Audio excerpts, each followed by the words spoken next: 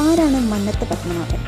1878 ജനുവരി 2 കോട്ടയം ജില്ലയിലെ ചങ്ങനാശ്ശേരി പെരുന്ന എന്ന ഗ്രാമത്തിൽ ജനനം.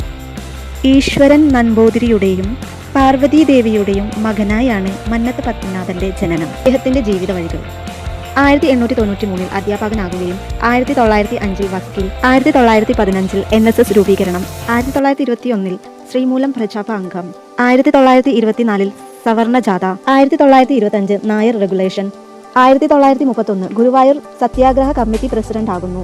1947 INC അംഗം മുരുകുളം പ്രസംഗം നടത്തുന്നു. 1949 തിരുവിതാംകൂർ ദേവസ്വം ബോർഡ് പ്രസിഡന്റ് ആകുന്നു. 1951 ഹിന്ദു മഹാമണ്ഡലം, 1959 വിമോചന സമരവും ഭരത് കേസരി, 1966 പത്മഭൂഷൺ, 1970 ഫെബ്രുവരി 25 മരണം.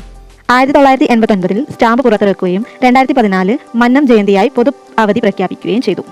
ഇതിന്റെ ഫുൾ വീഡിയോ ഞങ്ങളുടെ തേജസ്